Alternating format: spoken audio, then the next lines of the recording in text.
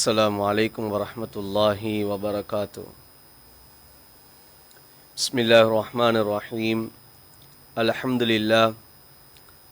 لله الذي أنزل على عبده الكتاب لم يجعل له عوجا والصلاة والسلام على محمد بن عبد الله وعلى آله حزب الله ما بعد. فيقول الله سبحانه وتعالى في محكم تنزيل والفرقان المجيد بعد أعوذ بالله من الشيطان الرجيم بسم الله الرحمن الرحيم إنما يتقبل الله من المتقين صدق الله العلي العليم. وقال النبي صلى الله عليه وسلم رب صائم ليس له من صيامه إلا الجوع ورب قائم ليس له من قيامه إلا السهر أو كما قال عليه الصلاة والسلام.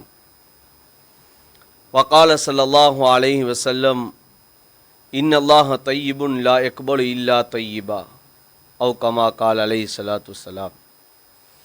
மேலான அன்பார்ந்த நேயர்களே, சகோதரர்களே, தாய்மார்களே, அல்லாஹ் சுப்ஹானஹு தஆலா இந்த புனிதமான இந்த ரமலானுடைய பாக்கியத்தை தந்திருக்கிறான். பல நாட்கள் சென்று கொண்டிருக்கிறது. ரமலானுடைய நடுப்பகுதியை அடைந்தவர்களாக இருந்து கொண்டிருக்கிறோம். ரமலான் எம்மை விட்டு அது பிரிந்து செல்வதற்கான காலங்கள் நெருங்கி கொண்டிருக்கிறது. ஒவ்வொரு நாளும் ரமலானுடைய நோன்புகள் மக்ரிபுடைய நேரத்தை அடையக்கூடிய சமயத்தில் எம்மை விட்டு ஒவ்வொரு நாளும் இந்த ரமலான் பிரிந்த வண்ணமாகவே இருந்து கொண்டிருக்கிறது.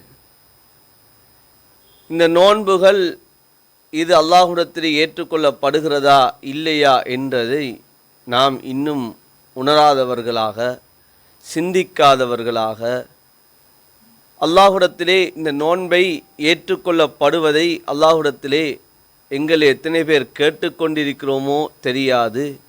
ஆனால் முன்னால் வாழ்ந்த சீதேவிகள், தாபியீங்கள், தாபியீங்கள் ரமலானை அடைந்து கொள்வதற்காக வேண்டி 6 மாதம் நோன்பு அவர்கள் துவா செய்வார்கள்.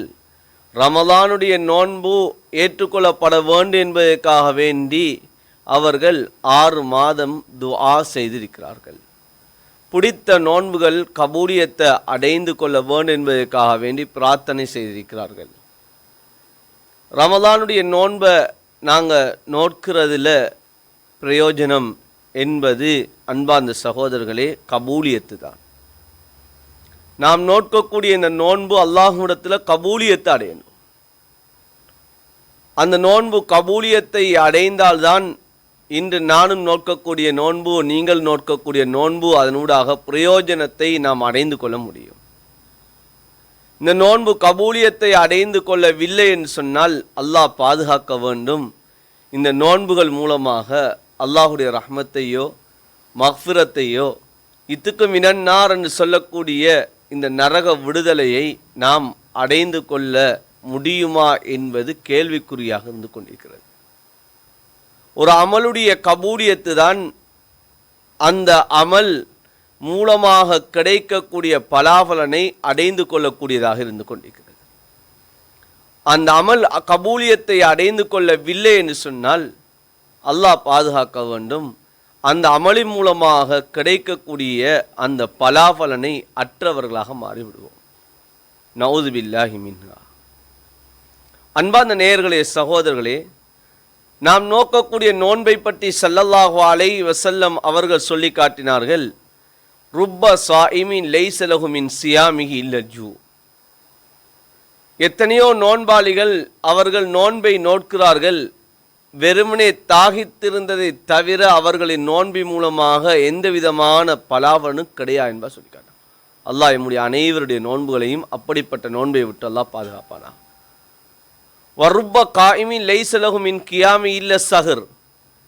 எத்தனையோ நின்று வணங்கக்கூடியவர்கள் இருந்து கொண்டிருக்கிறார்கள், அவர்கள் விழித்திருந்ததை தவிர அவர்கள் நின்று வணங்குவதன் மூலமாக எந்த விதமான பலாபலனும் கிடையாது என்பா சொல்லிக்காட்டான்.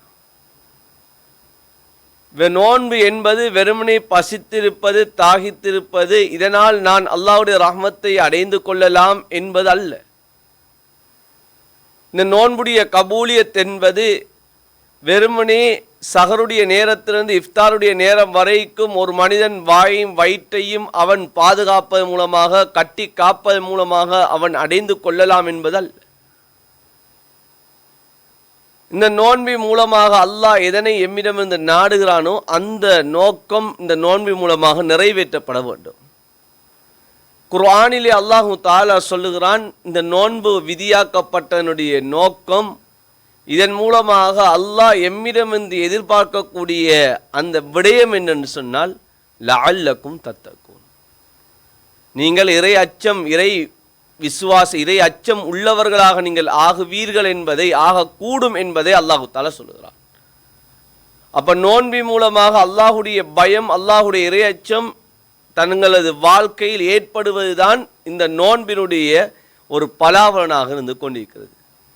நாம் நோட்ட நோன்பு அல்லாஹ்விடத்திலே கபூலியத்தை அடைந்து இருக்கிறது என்று சொன்னால் அல்லாஹுடைய இறை அச்சம் நம்முடைய வாழ்க்கையிலே அது அதிகரிக்க வேண்டும். எம்முடைய வாழ்க்கையிலே அல்லாஹுடைய பயம் நாளாந்தம் அது கூடிக்கொண்டு போக வேண்டும். அல்லாஹுடைய பயம் எம்முடைய வாழ்க்கையிலே குறைந்து கொண்டு செல்கிறது என்று சொன்னால், இந்த நோன்பி மூலமாக அல்லாஹுடைய பயத்தை நான் இன்னும் அடைந்து கொள்ளவில்லை, யாருடைய இபாதத், யாருடைய அமல்களை அல்லாஹ் ஏற்றுக்கொள்கிறானோ அந்த இறையச்சம் உள்ளவனாக நான் இன்னும் ஆகவில்லை என்பதை அல்லாஹ்விடத்திலே நாம் முறையிடக்கூடிய ஒரு அடியானாக நாம் மாற வேண்டும். குர்ஆனிலே அல்லாஹு தஆலா சொல்லுகிறான், இன்னமா யதகப்பலுல்லாஹு மினல் முத்தகீன். அல்லாஹு தஆலா யாரிடமிருந்து அந்த அமல்களை, இபாதத்துகளை, அவர்கள் செய்யக்கூடிய காரியங்களை அல்லாஹு தஆலா ஏற்றுக்கொள்கிறான் என்று சொன்னால், மினல் முத்தகீன், அல்லாஹுவை யார் அஞ்சி பயந்து நடக்கிறார்களோ, பயப்படுகிறார்களோ அவர்களிடமிருந்து தான் அல்லாஹு தஆலா அந்த காரியங்கள் எல்லாத்தையும் அல்லாஹ் ஏற்றுக்கொள்கிறான். அல்லாஹ்வுடைய இறையச்சம் இது ஒரு அமலுடைய அடிப்படையாக இருந்து கொண்டிருக்கிறது. எனவே அந்த இறையச்சத்தை உண்டாக்கக்கூடியதுதான் இந்த நோன்பு. இந்த நோன்பி மூலமாக அந்த இறையச்சம் ஏற்படவில்லை என்று சொன்னால் என்னுடைய நோன்பினுடைய ஹாலாத்துகள், நோன்பினுடைய நிலைமைகள் என்ன என்பதை இன்று நான் சிந்திப்பது மிக அத்தியாவசியமான ஒன்றாக இருந்து கொண்டிருக்கிறது. வெறுமனே இறையச்சம் என்பது நான் அல்லாஹுவை பயப்படுகிறேன், நான் அல்லாஹுவை அஞ்சுவேன் என்பது நாவினால் சொல்வதல்ல. இறையச்சம் என்பது, இறையச்சம் என்பது இது எங்களுடைய வெளிரங்க வாழ்க்கையிலையும் வர வேண்டும், உள்ரங்க வாழ்க்கையிலையும் வர வேண்டும். அன்பு நபி ஸல்லல்லாஹு அலைஹி வஸல்லம் அவர்கள் துஆ செய்தார்கள், யா அல்லாஹ் என்னுடைய வெளிரங்கத்தை விட உள்ரங்கத்தை அழகாக்கி விடு என்பதாக துஆ செய்தார்கள். எனவே வெளிரங்கமும் உள்ரங்கமும் அல்லாஹ்வை பயந்த நிலைமையில் இருப்பதுதான் இறையச்சமாக இருந்து கொண்டிருக்கிறது. தக்வா என்று சொல்லக்கூடியது இம்திசால் அவாமிரில்லா வஷ்னாபு நவாஹி, அல்லாஹ்வுடைய கட்டளைகளை எடுத்து நடக்கிறது, அல்லாஹ்வுடைய விலக்கல்களிலிருந்து தவிந்து வாழ்வதுதான் தக்குவா. எனவே ஒரு மனிதர் நோன்பை நோக்குகிறார், ஆனால் அவருடைய வாழ்க்கையிலே அல்லாஹ்வுடைய விலக்கல்களிலிருந்து விலக்கி வாழக்கூடிய அந்த தன்மை இல்லாதவராக இருக்கிறார் சொன்னால் அந்த நோன்பி மூலமாக அவர் அடைந்து கொள்ளக்கூடியதை அடைந்து கொள்ள முடியாமல் போய்விடும். ஒருவன் ரமதானுடைய நோன்பை அவர் நோக்குகிறார், ஆனால் அவருடைய வாழ்க்கையிலே ஹலால் ஹராத்திலே அவரிடம் இந்த பேணுதல் என்பது இல்லாமல் இருந்து கொண்டிருக்கிறது. அவர் நோக்கக்கூடிய நோன்பு எப்படி கபூலியத்தை அடைந்து கொள்வது? அவருடைய கொடுக்கல் வாங்கல், அவருடைய சம்பாத்தியம், அவர் உண்ணக்கூடிய உணவு, அவர் உடுக்கக்கூடிய ஆடை, அவர் பருகக்கூடிய அந்த குடிவானம் எல்லாம் அது ஹராத்தோடு சம்பந்தப்பட்டதாக இருக்கிறது. அவர் ஓடக்கூடிய வாகனம், அவர் இருக்கக்கூடிய வீடு, இதெல்லாம் ஹராத்தோடே சம்பந்தப்பட்டதாக, அல்லாஹ் தடுத்த விடயங்களோடு சம்பந்தப்பட்டதாக இருக்கிறது. ஆனால் இவர் நோன்பை நோக்கு கொண்டிருக்கிறார். சகருடைய நேரத்திலே சகருடைய உணவை உட்கொள்கிறார். இவர் அந்த உணவு இவருடைய சம்பாத்தியத்தின் மூலமாக, ஹராமான சம்பாத்தியத்தின் மூலமாக உண்ணக்கூடிய உணவாக இருந்தால், அன்பான சகோதரர்களே, என்னுடைய நோன்பு எப்படி கபூலியத்தை அடைவது? அல்லது இஃப்தாருடைய நேரத்திலே இஃப்தார் செய்யக்கூடிய நேரம் இவர் ஹராமான அந்த விடயங்களை கொண்டு இவர் இஃப்தாரை மேற்கொண்டால் இவருடைய நோன்பை எப்படி அந்த கபூலியத்தை அடைய செய்வது? எனவே அடிப்படையான ஒன்று, அது ஹலாலான விடயங்கள் இருக்க வேண்டும். ஸல்லல்லாஹு அலைஹி வஸல்லம் அவர்கள் சொல்லி காட்டினார்கள், இன்னல்லாஹ தய்யிபுன் லா யக்பலு இல்லா தய்யிபா. அல்லாஹு தஆலா மனமானவன். அல்லாஹ் சிறந்தவற்றைத்தான் அல்லாஹ் ஏற்றுக்கொள்கிறான், மனமானவற்றைத்தான் அல்லாஹ் ஏற்றுக்கொள்கிறான் என்பதாக அன்பு நபி ஸல்லல்லாஹு அலைஹி வஸல்லம் அவர்கள் சொல்லி காட்டினார்கள்.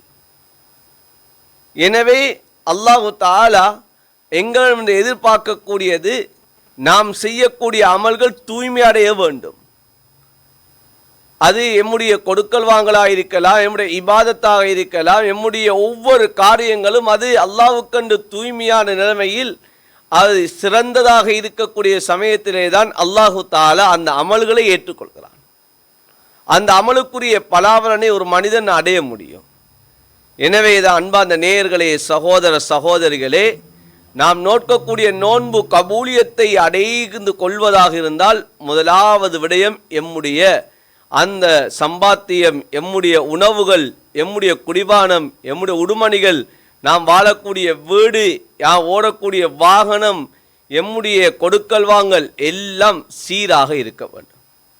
ஸல்லல்லாஹு அலைஹி வஸல்லம் அவர் சொல்லி காட்டினார்கள், ஒரு மனிதன் நீண்ட தூரம் பிரயாணம் செய்கிறான், அந்த பிரயாணியுடைய துஆ அது ஏற்றுக்கொள்ளப்படுகிறது. ஆகுமான பிரயாணமாக ஒரு மனிதன் பிரயாணம் செய்யக்கூடிய நேரம் அந்த பிரயாணியுடைய துஆ ஏற்றுக்கொள்ளப்படும் என்பதாக அன்பு நபி ஸல்லல்லாஹு அலைஹி வஸல்லம் அவர்கள் சொல்லி காட்டினார்கள். ஆனால் இந்த மனிதன் பிரயாணம் செய்கிறான், அந்த பிரயாணத்திலே பல சிரமங்கள், பல கஷ்டங்களை இவன் நேர்ந்திடக்கூடுது. இவனுடைய தலையெல்லாம் பரட்டையாக ஆகிவிடுகிறது. புழுதி படிந்த நிலைமையிலே, ஆடையிலே அழுக்குகள் நிறைந்த நிலைமையிலே இவனுடைய காரியமெல்லாம் இருந்து கொண்டிருக்கிறது. இப்போது இவன் அல்லாஹ்விடத்திலே கரமேந்தி இவன் துஆ செய்கிறான். யா ரப்பு யா ரப்பு யா ரப் என்று அல்லாஹ்விடத்திலே இவன் தன்னுடைய தேவைகளை முன்வைக்கிறான். இப்போது ஸல்லல்லாஹு அலைஹி வஸல்லம் சொல்லி காட்டினார்கள், மத்அமுஹு ஹராம் வ மஷ்ரபு ஹராம் வ மல்பசு ஹராம் ஃபஅன்ன யுஸ்தஜாபு லஹு. அன்பு நபி ஸல்லல்லாஹு அலைஹி வஸல்லம் சொல்லி காட்டினார்கள், அவருடைய சாப்பாடு ஹராமாக இருக்கிறது, குடிபானம் ஹராமாக இருக்கிறது, அவருடைய உடுக்கக்கூடிய ஆடை ஹராமாக இருக்கிறது, இவருடைய பிரார்த்தனை எப்படி அங்கீகரிக்கப்படும் என்பதாக அன்பு நபி ஸல்லல்லாஹு அலைஹி வஸல்லம் அவர்கள் கேட்டார். ஸல்லல்லாஹு அலைஹி வஸல்லம் அவர்களிடம் சஹாபாக்கள் வந்து கேட்டார்கள், யா ரசூலல்லாஹ், நான் அல்லாஹ்விடத்திலே என்னுடைய பிரார்த்தனைகள் அங்கீகரிக்கப்பட வேண்டும் என்றால் நான் என்ன செய்வது? வந்து கேட்ட அந்த சஹாபியை பார்த்து ஸல்லல்லாஹு அலைஹி வஸல்லம் அவர்கள் சொன்ன பதில் என்ன தெரியுமா? அதிப் மத்அமக, உன்னுடைய அந்த உணவுகளை நீ ஹலாலாக ஆக்கிக்கொள், சிறந்ததாக ஆக்கிக்கொள், மனமானதாக ஆக்கிக்கொள். நீ உன்னுடைய துஆ ஏற்றுக்கொள்ளப்படக்கூடிய துஆவாக உன்னுடைய துஆ மாறிவிடு என்பார் ஸல்லல்லாஹு அலைஹி வஸல்லம் அவர்கள் சொல்லிக்கிறார். எனவே தான் அன்பார்ந்த நேயர்களே, சகோதர சகோதரிகளே, நாம் நோக்கக்கூடிய நோன்பாக இருக்கலாம், நாம் கேட்கக்கூடிய துஆக்களாக இருக்கலாம், நாம் தொழக்கூடிய தொழுகையாக இருக்கலாம், எதுவாக இருந்தாலும் அதனுடைய அடிப்படை அது சிறந்ததாக இருக்க வேண்டும். ரமதானுடைய காலம் இன்று பெண்மணிகள் பள்ளியை நோக்கி விரையக்கூடிய காலம். ஏனைய காலங்களில் பெண்மணிகள் பள்ளியை நோக்கி விரைய மாட்டார்கள். ரமதானுடைய காலம் எம்முடைய தாய்மார்கள் பள்ளியை நோக்கி விரைந்து கொண்டிருக்கிறார்கள். ஆனால் இந்த தொழுகை ஏற்றுக்கொள்ளப்படக்கூடிய தொழுகையாக மாறுவதாக இருந்தாலும் அந்த இடத்திலே அந்த பெண்மணிகளுடைய அமல்கள் அது கபூலியத்தை அடைவதாக இருந்தால் அந்த தொழுகைக்குரிய நிபந்தனை அங்கே பூர்த்தியாக்கப்பட வேண்டும். இன்று பெண்மணிகள் பள்ளிவாசலுக்கு செல்லக்கூடிய ஆடைகளை பார்க்கின்ற சமயத்திலே அன்பார்ந்த சகோதர சகோதரிகளே, இன்று எம்முடைய பெண்கள், வீட்டிலே இருக்கக்கூடிய பெண்கள் பள்ளியை நோக்கி செல்லக்கூடிய ஆடைகளை பார்க்கின்ற சமயம் அந்த பெண்களுடைய தொழுகையை எப்படி ஏற்றுக்கொள்ளப்படும் என்ற நிலைமைக்கு உருவாக்கக்கூடியதாக இருக்கிறது. படைத்த ரப்புக்கு முன்னால் எம்முடைய முகமும் எம்முடைய இரு மணிக்கட்டுகளும் தான் படைத்த ரப்புக்கு முன்னால் வெளிக்காட்ட முடியும். அந்த பெண்ணுடைய முழு உறுப்புகளும் மறைக்கப்பட வேண்டும். ஏனைய பகுதிகள் அந்த பெண்ணுடைய முழுமையாக மறைக்கப்பட வேண்டும். ஆனால் இன்று பள்ளிவாசலை நோக்கி செல்லக்கூடிய பெண்கள் இன்று திருமண நிகழ்வுகளுக்காக வேண்டி அல்லது வேறு வேறு இடங்களுக்கு செல்லக்கூடிய ஆடைகளை எல்லாம் உடுத்துக்கொண்டு செல்லக்கூடிய நிலைமைகள் இன்று உருவாகிவிட்டது. அல்லாஹுடைய மாளிகையினுடைய ஹுர்மத்துகள் இன்று இழக்கப்படுகிறது. இன்று நறுமணங்களை பூசிய வண்ணமாக பள்ளியை நோக்கி நாம் சென்று கொண்டிருக்கிறோம். அன்பு நபி ஸல்லல்லாஹு அலைஹி வஸல்லம் அவர்களுடைய காலத்திலே அன்பு நபி ஸல்லல்லாஹு அலைஹி வஸல்லம் அவர்கள் தடுத்த ஒரு விடயம்தான், நீங்கள் நறுமணத்தை பூசி வந்து பூசக்கூடியவர்களாக இருப்பீர்களாக இருந்தால் நீங்கள் பள்ளிவாசலை நெருங்க வேண்டாம் என்பார் ஸல்லல்லாஹு அலைஹி வஸல்லம் அவர்கள் பெண்களை பார்த்து சொன்னார்கள். ஆனால் இன்று நாம் எவ்வாறு நாம் பள்ளியை நோக்கி சென்று கொண்டிருக்கிறோம்? இன்று ஸல்லல்லாஹு அலைஹி வஸல்லம் அவர்கள் சொன்ன ஹதீஸுகள் ஞாபகம் வருகிறது. ஸல்லல்லாஹு அலைஹி வஸல்லம் அவர்கள் பெண்களை பார்த்து என்ன சொன்னார்கள்? ஐயுமா இம்ராத்தின் இஸ்தஅதரத் ஃபமர்ரத் பிகௌமின் ஃபயஜிதுன ரீஹா ஃபயஜிதுன ரீஹா ஃபஹிய கதா வகதா யானி அஸ்ஸானியா. அன்பு நபி ஸல்லல்லாஹு அலைஹி வஸல்லம் சொன்னார்கள், ஒரு பெண்மணி நறுமணத்தை பூசிய நிலைமையில் ஒரு கூட்டத்தை அவள் கடந்து செல்கிறாள். அந்த கூட்டத்தில் உள்ளவர்கள் அந்த பெண்ணுடைய நறுமணத்தை அவர்கள் முகர்கின்றார்கள் என்று சொன்னால் அந்த பெண்மணி விபச்சாரி என்பார் ஸல்லல்லாஹு அலைஹி வஸல்லம் சொன்னார். அன்பான சகோதரிகளே, தாய்மார்களே, இன்று நாம் பள்ளியை நோக்கி எவ்வாறு சென்று கொண்டிருக்கிறோம்? வழியிலே எவ்வாறு சென்று கொண்டிருக்கிறோம்? இவ்வாறான ஆடைகளை உடுத்துக்கொண்டு இவ்வாறான நறுமணங்களை பூசிக்கொண்டு பள்ளியை நோக்கி சென்று நாம் அல்லாஹ்வுக்கு முன்னால் நாம் கிப்லாவை முன்னோக்கி அல்லாஹ்வுக்காக வேண்டி தொழக்கூடிய தொழுகை ஏற்றுக்கொள்ளப்படுமா? இந்த தொழுகை மூலமாக கபூலியத்தை நாம் அடைந்து கொள்ள முடியுமா? நாம் ஒரு கணம் சிந்திக்க கடமைப்பட்டவர்களாக இருந்து கொண்டிருக்கிறோம். சொல்லுவார்கள், குளிக்க போய் சேத்தை பூசின கதை என்பார் சொல்வார்கள். அதை போல் எம்முடைய அமல்கள் மாறிவிடக்கூடாது. பள்ளியை நோக்கி நாம் விரைந்து செல்கிறோம், அமலுடைய ஆசையோடு அமலுடைய தேட்டத்தோடு நாம் விரைகிறோம். ஆனால் இந்த நேரத்தில் எம்முடைய அமல்கள் அல்லாஹ்விடத்தில் ஏற்றுக்கொள்ளப்படக்கூடிய அமல்களாக மாற வேண்டும். எனவே அமல்கள் செய்வதல்ல நோக்கம், அமலுடைய கபூலியத்து தான் நோக்கமாக இருந்து கொண்டிருக்கிறது. ஹதரத் இப்ராஹிம் அலைஹிஸ்ஸலாம் அவர்கள் அந்த கபாவை புனர்நிர்மாணம் செய்துவிட்டு அல்லாஹ்விடத்திலே பிரார்த்தனை செய்தார்கள். ரப்பனா தகப்பல் மின்னா இன்னக அந்தஸ் ஸமீஉல் அலீம். யா அல்லாஹ், இந்த ஒரு காரியத்தை நான் செய்திருக்கிறேன், இந்த காரியத்தை நீயே ஏற்றுக்கொள் என்பார் துஆ செய்தார்கள். எனவே ஒவ்வொரு அமல்களை செய்ததன் பின்னால் அந்த அமலுடைய கபூலியத்தை அடைவதுதான் ஆக பிரதானமான ஒரு விடயமாக இருந்து கொண்டிருக்கிறது. அமல்கள் எவ்வளவு செய்ய முடியும், ஆனால் அந்த அமலுடைய அந்த கபூலியத்தை பெறவில்லை என்று சொன்னால், அன்பான தாய்மார்களே, சகோதரர்களே, நேயர்களே, இதனால் என்ன பிரயோஜனம் இருக்கிறது? நல்லடியார்கள் அல்லாஹ்விடத்திலே அமலுடைய கபூலியத்தை கேட்டார்கள். அல்லாஹ்வுடைய இறைநேசர்கள் அல்லாஹ்விடத்திலே கபூலியத்தை கேட்டார்கள். ஏன்? நபிமார்களுடைய அந்த துஆக்கள் அவ்வாறு இருந்தது. நபிமார்கள் அந்த உம்மத்துக்கு காட்டிய அந்த முறை அவ்வாறு தான். ஒரு அமலை செய்வதல்ல, அந்த அமலுடைய கபூலியத்தை அல்லாஹ்விடத்தில் கேட்க வேண்டும். அந்த அமலுடைய கபூலியத்து தான் அந்த அமலுக்கான பிரயோஜனமாக இருந்து கொண்டிருக்கிறது. எனவே தான் அந்த ரமதானுடைய காலம் வந்திருக்கிறது. மகத்தான வரக்கத்தான செழிப்பான ஒரு காலத்தை அடைஞ்சிருக்கிறோம். இரவு பகலாக நாம் சிரமப்பட்டு நாம் கஷ்டப்பட்டு அமல்களை நாம் செய்து கொண்டிருக்கிறோம். எம்முடைய அமல்கள் அல்லாஹ்விடத்திலே அது ஏற்றுக்கொள்ளப்படக்கூடிய அமல்களாக மாற வேண்டும். நாம் சில அமல்கள் இருக்கிறது, சில காரியங்கள் இருக்கிறது, சொல்வதற்கு இந்த நேரம் இடம் கொடுக்க மாட்டாது.